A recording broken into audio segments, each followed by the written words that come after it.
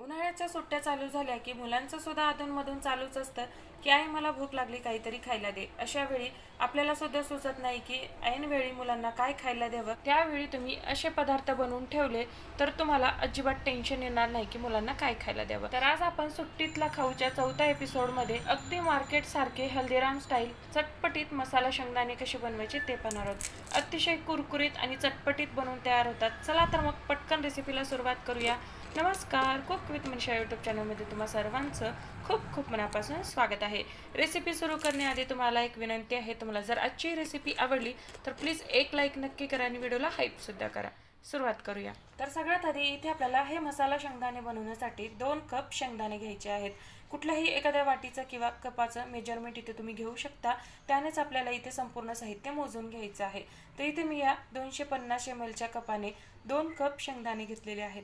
इथे मी मोठ्या साईजचे शेंगदाणे घेतले. तुम्ही तुमच्या घरामध्ये जे अवेलेबल शेंगदाणे असतील त्यापासून ही रेसिपी बनवू शकता.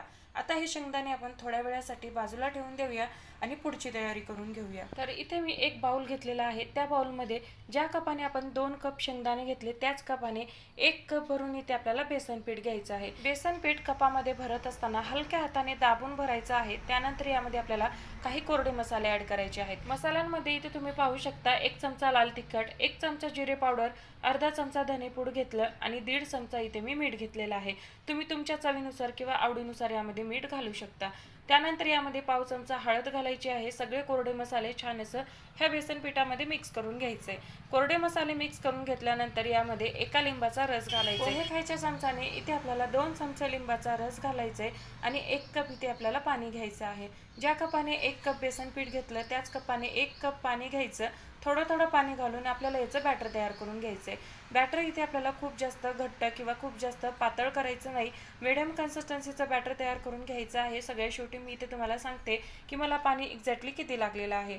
तर 1 कप पाणी घेतलं, त्यातलं थोडं थोडं पाणी करून यामध्ये मी ॲड केलेलं आहे. साधारण अर्धा कप इथे मी पाणी ॲड केलं. छानपैकी मिक्स करून घेऊया. अजिबात यामध्ये गाठी गुठळ्या असायला नको. अतिशय स्मूथ असं बॅटर तयार करून घ्यायचं आहे. एकाच डायरेक्शननी फिरून तयार करायचं, म्हणजे यामध्ये हवा सुद्धा निर्माण होते आणि अतिशय सुंदर कुरकुरीत असे शेंगदाणे बनून तयार होतात. तर पुन्हा एकदा 1 चमचाभर पाणी मी यामध्ये घातलं आणि इथे आपलं बॅटर बनवून तयार झालेलं आहे. बॅटर तुम्ही पाहू शकता. रिबिन कन्सिस्टन्सीचं इथे मी बॅटर बनवून तयार केलेलं आहे. 1 कप बेसन पिठासाठी अर्धा कप इथे आपल्याला पाणी लागलेलं आहे. यावरून तुम्ही अंदाजा घेऊ शकता. तुम्हाला एखादा चमचा कमी किंवा जास्त सुद्धा लागू शकतं. बेसनच्या क्वालिटीवर डिपेंड असतं की पाणी आपल्याला किती लागणार आहे. तर इथे तुम्ही बॅटर पाहू शकता. बॅटर तयार झालं. आता यामध्ये आपण जे सुरुवातीला 2 कप शेंगदाणे घेतलेले होते ते शेंगदाणे आपल्याला ह्या बॅटरमध्ये घालायचे आहेत आणि छानपैकी मिक्स करून घ्यायचं आहे. ते शेंगदाणे इथे आपल्याला कच्चेच वापरायचे आहेत, भाजून वगैरे घ्यायचे नाही. जेव्हा आपण हे शेंगदाणे तळायला घेतो तेव्हा ते शेंगदाणे सुद्धा छानपैकी तळले जातात. त्यासाठी इथे आपल्याला शेंगदाणे भाजून वगैरे घेण्याची अजिबात गरज लागत नाही.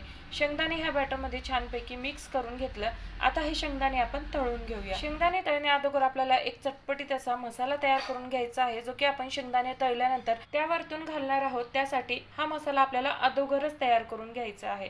तर सगळ्यात आधी या मसाल्यामध्ये मी 1 चमचा काळं मीठ घेतलं, 1 चमचा लाल तिखट, 1 ते 1.5 चमचा इथे आपल्याला चाट मसाला घ्यायचा आहे, अर्धा चमचा गरम मसाला आणि अर्धा चमचा इथे आपल्याला मीठ घ्यायचं आहे.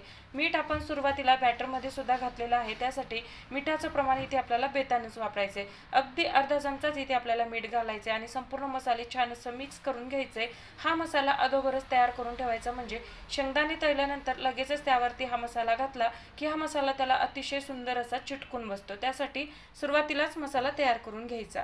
मसाला तयार झालेला आहे. आता आपण शेंगदाणे तळून घेऊया. शेंगदाणे तळण्यासाठी तेल हे एकदा व्यवस्थित गरम करून घ्यायचं. तेल गरम झाल्यानंतर गॅसची फ्लेम कमी करायची आणि कमी गॅसवरती हे शेंगदाणे तळून घ्यायचे आहेत. आणि आता हे शेंगदाणे तळण्याची अतिशय सोपी पद्धत मी तुम्हाला इथे सांगत आहे.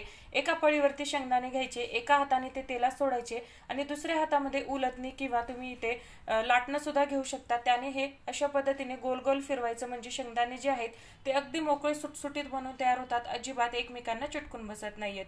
इथे तुम्ही पाहू शकता शेंगदाणे जे आहेत ते अगदी छान छान मोकळे सुटसुटीत झालेले आहेत, अजिबात एकमेकांना चिटकून बसलेले नाहीयेत। ही पद्धत जर तुम्हाला जमत नसेल तर पुढे मी तुम्हाला एक वेगळी पद्धत सुद्धा सांगणार आहे, त्यासाठी व्हिडिओ कुठेही स्किप न करता शेवटपर्यंत नक्की पहा। तर इथे आपले शेंगदाणे छान मोकळे झालेले आहेत। आता हे शेंगदाणे आपल्याला अतिशय कमी गॅसवरती छान असे कुरकुरीत होईपर्यंत, सोनेरी रंग येईपर्यंत तळून घ्यायचे आहेत। गॅसची फ्लेम कुठेही मोठी करायची। गॅसची फ्लेम जर तुम्ही मोठी केली तर शेंगदाणे जे आहेत ते आतमधून कच्चेच राहतात, तळले जाणार नाहीत। त्यासाठी इथे आपल्याला अतिशय कमी गॅसवरतीचे शेंगदाणे तळून घ्यायचे आहेत। शेंगदाणे इथे आपण कच्चे वापरलेले आहेत, त्यासाठी आतून सुद्धा तळणे खूप गरजेचं आहे। तिथे पहा, इथे आपले हे शेंगदाणे जे आहेत ते छान असे कुरकुरीत झालेले आहेत, रंग सुद्धा छान सोनेरी आलेला आहे। तुम्हाला झाऱ्यावरती घेतल्यानंतर जाणवेल की हे शेंगदाणे कुरकुरीत झालेत का नाही ते। तर अशा पद्धतीने शेंगदाणे कुरकुरीत झाले का आता हे आपण काढून घेऊया। आणि शेंगदाणे काढल्यानंतर लगेचच यावरती आपल्याला जो मसाला तयार करून ठेवला होता तो घालायचा आहे, म्हणजे तळलेल्या शेंगदाण्याला लगेचच तो मसाला चिटकून राहतो। तर इथे तुम्ही पाहू शकता ह्या शेंगदाण्यावरती जो बनवलेला मसाला होता तो साधारण अर्धा चमचा यावरती मसाला घातला आणि पाहू शकता मसाला छान असायला चिटकून राहिलेला आहे। अशाच पद्धतीने बाकीचे शेंगदाणे सुद्धा इथे आपल्याला तळून घ्यायचे आहेत। आता इथे तुम्हाला मी दुसरी पद्धत सांगते। तर काय करायचं, हातावरती शेंगदाणे घ्यायचे, जसे आपण भजी तेलामध्ये सोडतो तशा पद्धतीने एक एक शेंगदाणे तुम्ही ह्या तेलामध्ये सोडू शकता। ही पद्धत किंवा सुरुवातीची पद्धत कुठलीही पद्धत तुम्ही वापरू शकता। मला तर सुरुवातीची पद्धत सोपी वाटते, कारण त्याने अतिशय झटपट असे शेंगदाणे बनवून तयार होतात। ह्या पद्धतीने बनवले तर थोडासा जास्त वेळ लागतो, पण सेम पद्धतीने तयार होतात। तर इथे मी हे शेंगदाणे तेलामध्ये सोडून घेतलेले आहेत। आता हे शेंगदाणे सुद्धा आपल्याला कमी गॅसवरती छान असं खमंग कुरकुरीत होईपर्यंत तळून घ्यायचे आहेत। गॅसची फ्लेम कुठेही मोठी करायची नाही। पुन्हा सांगते, गॅसची फ्लेम जर तुम्ही मोठी केली तर आतमधून शेंगदाणे कच्चे राहतात आणि मग हे शेंगदाणे खायला अजिबात चांगले लागत नाहीत। त्यासाठी गॅसची फ्लेम कमी ठेवायची, पेशन्स ठेवून आपल्याला हे शेंगदाणे तळून घ्यायचे आहेत। खूप जास्त वेळ लागत नाही, 6 ते 7 मिनिटांमध्ये हे शेंगदाणे तळून तयार होतात। तर इथे पहा, इथे आपली दुसरी बॅच सुद्धा छान अशी खमंग कुरकुरीत अशी तळून झालेली आहे। यावरती छान असा सोनेरी रंग आला की लगेचच हे शेंगदाणे आपल्याला तेलामधून बाहेर काढून घ्यायचे आहेत। खूप जास्त डार्क रंग सुद्धा करायचा नाही, नाहीतर हे शेंगदाणे खूप कडक बनून तयार होतात आणि अजिबात चावले जाणार नाही। त्यासाठी हलकासा सोनेरी रंग आला की लगेचच हे शेंगदाणे काढून घ्यायचे आहेत। तर इथे मी हे शेंगदाणे सुरुवातीला जे तळले होते त्यातच काढून घेतलेले आहेत आणि वरतून अर्धा ते पाऊण चमचा हा मसाला घालायचा आहे आणि पुन्हा एकदा मिक्स करायचा आहे। दरवेळी आपल्याला असंच करत जायचं आहे। प्रत्येक बॅच तळली की त्यावरती लगेचच आपल्याला हा मसाला घालायचा आहे आणि छानपैकी मिक्स करून घ्यायचे।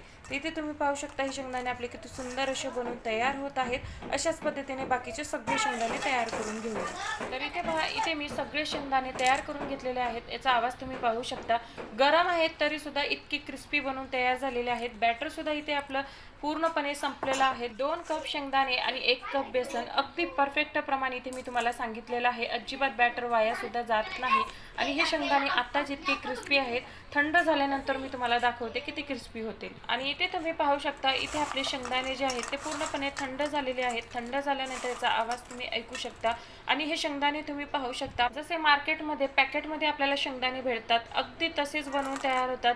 दिसायला अगदी तसेच, पण चवीला अप्रतिम असे लागतात आणि अतिशय हायजेनिक पद्धतीने घरगुती आपण बनवलेले आहेत। त्यासाठी अतिशय हेल्दी असतात। बाहेर कसे शेंगदाणे वापरतात, कसं तेल वापरतात आपल्याला माहिती नसतं, त्यासाठी अतिशय हायजेनिक पद्धतीने हे शेंगदाणे तुम्ही घरीच बनवू शकता आणि मुलांना देऊ शकता। आता मुलांच्या सुट्ट्या चालू होतील, मुलांचं अधूनमधून चालू असतं की आई मला भूक लागली, काही खायला दे। अशा वेळी आपल्याला काही सुचत नाही, मी तुमच्यासाठी उन्हाळ्याच्या सुट्टीतल्या वेगवेगळ्या रेसिपी घेऊन येणार आहे। त्यासाठी आत्ताच चॅनलला सबस्क्राईब करा, म्हणजे येणाऱ्या व्हिडिओचे प्रत्येक नोटिफिकेशन सगळ्यात आधी तुमच्या मोबाईलवरती येतील। आणि ह्या उन्हाळ्यामध्ये ह्या मसाला शेंगदाण्याची रेसिपी तुम्ही सुद्धा नक्की ट्राय करा। तुमच्या मुलांना सुद्धा खूप जास्त आवडणार आहे, मुलांनाच काय मोठ्यांना सुद्धा खूप जास्त आवडणारे आहेत। नक्की ट्राय करा। रेसिपी कशी वाटली कमेंटमध्ये नक्की सांगा आणि याचा तुम्ही आवाज ऐकू शकता, किती छान अशी क्रिस्पी बनवून तयार झालेले आहेत। एकदा बनवून 2 महिने स्टोअर करून ठेवू शकता। नक्की ट्राय करा। रेसिपी आवडली तर लाईक, शेअर, सबस्क्राईब करा आणि व्हिडिओला हाईप सुद्धा करा। तर पुन्हा भेटू मस्त अशाच एका छानशा रेसिपी बरोबर। धन्यवाद।